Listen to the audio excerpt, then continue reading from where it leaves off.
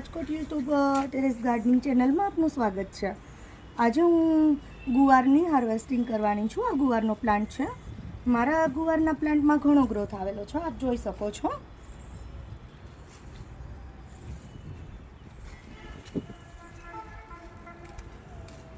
હું ગુવારમાં organic fertiliser જ use કરું છું, ઘરે બનાવેલા।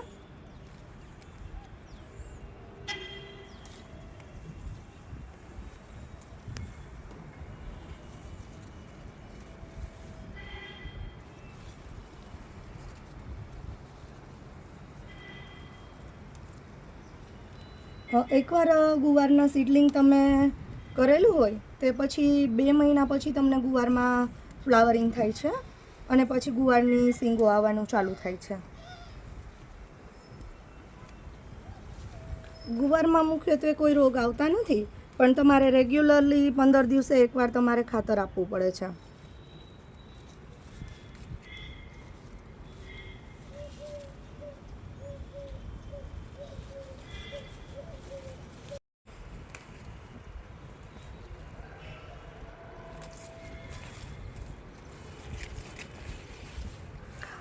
તમે ગુવારના એકારે 10 રોપ કરો એટલે તમારે એક શાકનો ઉતારો હારે આવી જાય।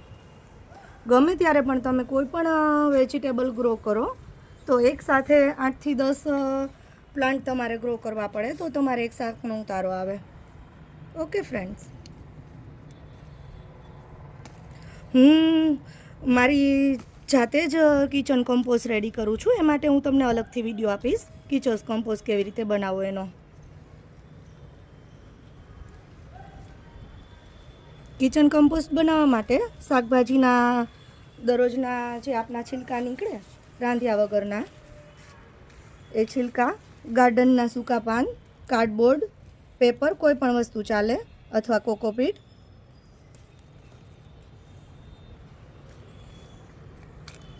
તમે જોઈ શકો છો મારા ગુવારમાં કેવી રીતે ફાલ આવ્યો છે। જો તમે એકવાર ઓર્ગેનિક કિચન ગાર્ડનિંગ કરશો એટલે તમારે રિઝલ્ટ સારું મળશે।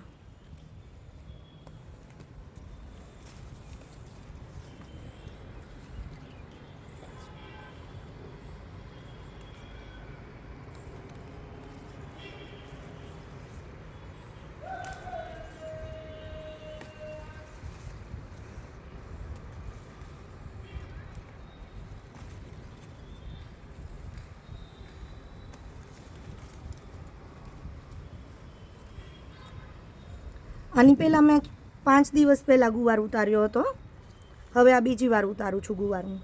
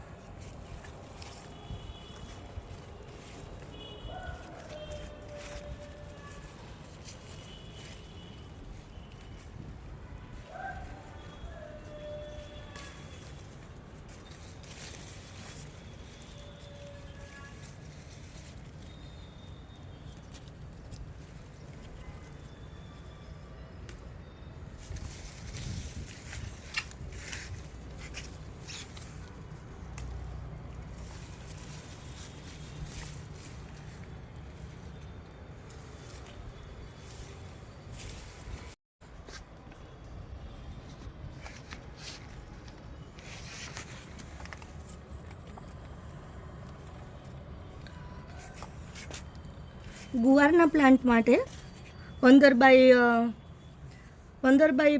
20 અથવા એનાથી મોટું તમારે પોટ રાખવો પડે।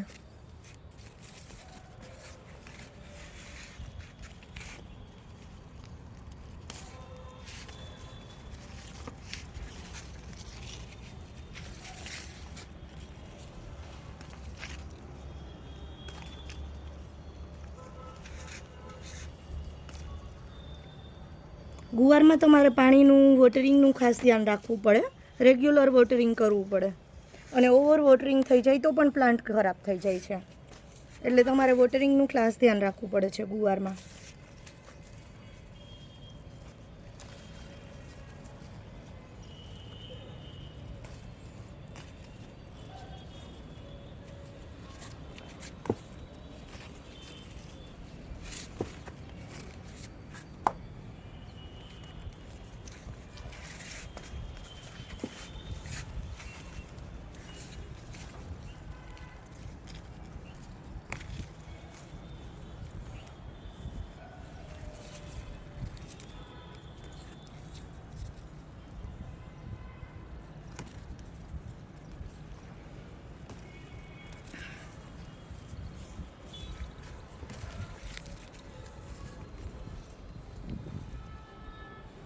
આ સિવાય પણ ગાર્ડનમાં મેં ભીંડો, ટમેટા, કાકડી, દૂધી, ગલકા, ઘીસોડા, ઘણા અન્ય વેજીટેબલ પણ ગ્રો કરેલા છે. દર્શક મિત્રો, મેં સરગવાનું પ્લાન્ટ પણ ઘરે કરેલો છે. સરગવાના પ્લાન્ટનું ખૂબ મહત્ત્વ છે આયુર્વેદિક દ્રષ્ટિએ. સરગવાના તમે પાન પણ યુઝ કરી શકો છો ડેલી યુઝ માટે.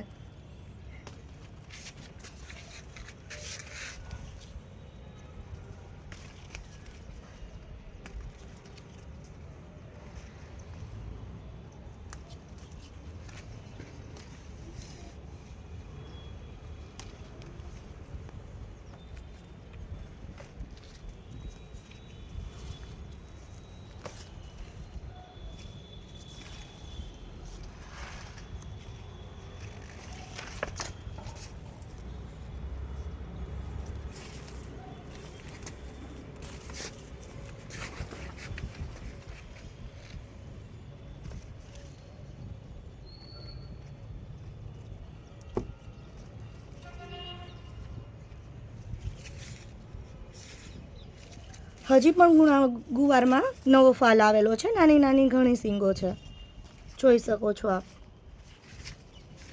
દર્શક મિત્રો, તમે રેગ્યુલર મારી ચેનલમાં જોવા માટે પ્લીઝ લાઈક અને સબસ્ક્રાઈબ કરી દેજો અને બાજુનું બેલ આઇકનનું બટન પણ દબાવી દેજો, જેથી કરીને નવી વિડીયોની જાણકારી આપને સૌથી પહેલાં મળી રહે. ઓકે.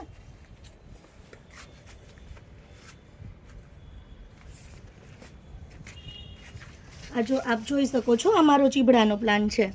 આ મેં પકાવવા માટે ચીભડા રાખેલા છે. આમાં અંદર પણ નવો નવો ગ્રોથ આવતો જાય છે, તમે જોઈ શકો છો.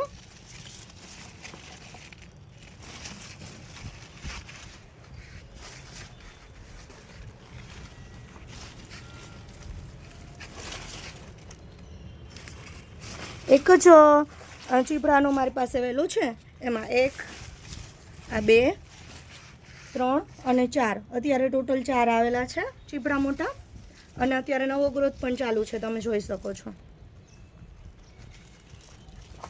આ 100 લીટરનું આ મારી પાસે ટીપણું છે. આ 100 લીટરનું ટીપણું છે. એમાં મેં અત્યારે 2 પ્લાન્ટ વેલા ગ્રો કરેલા છે. એક ચીભડાનો છે અને એક ગલકાનો છે. ગલકાના ફૂલ આવેલા છે અત્યારે, જોઈ શકો છો આપ. એક ગલકું પણ આવેલું છે અંદર.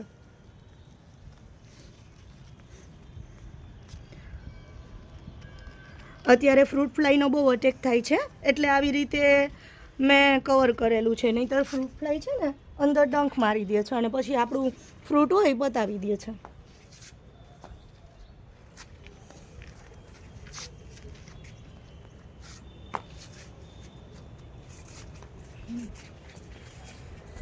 હવે આપણે ભીંડાનું હાર્વેસ્ટિંગ કરીશું.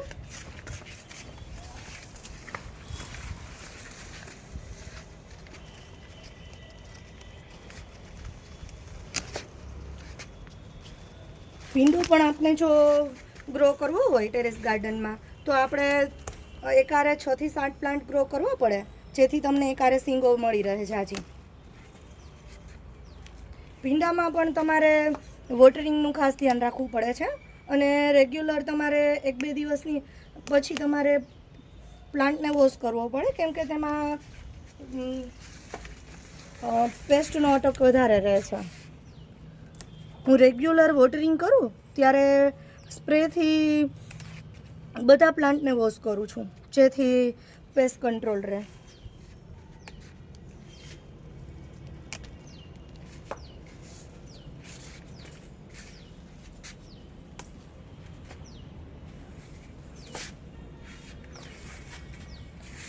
મારા બધા પ્લાન્ટમાં હું ઓર્ગેનિક જ યુઝ કરું છું. મુખ્યત્વે ઘરનું કિચન ગાર્ડન હોય તેનું કમ્પોસ્ટ જ યુઝ કરું છું.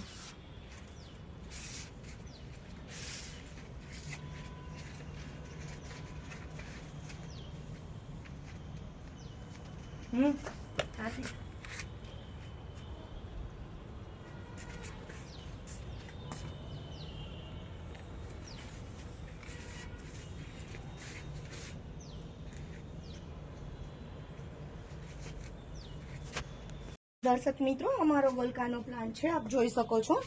એમાં અત્યારે બે ઘીસોડાનો વેલો છે. આમાં અત્યારે ઘીસોડાનો વેલો છે. અત્યારે 2 ઘીસોડા આવેલા છે.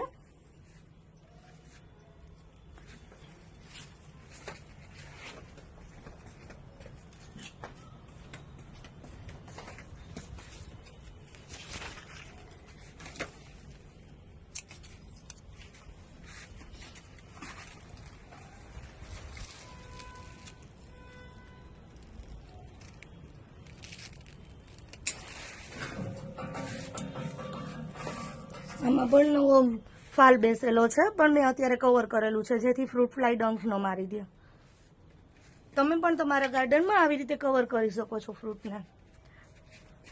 આ કારેલાનું છે. કારેલામાં પણ અત્યારે ફ્રૂટ ફ્લાય અટેક કરી દે છે, એટલે આવી રીતે હું કવર કરીને રાખું છું.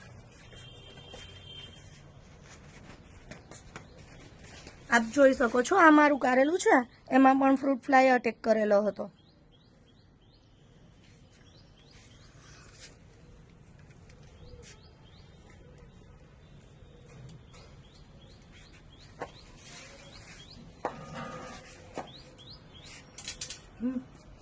આમ લઈ લો વિધિ.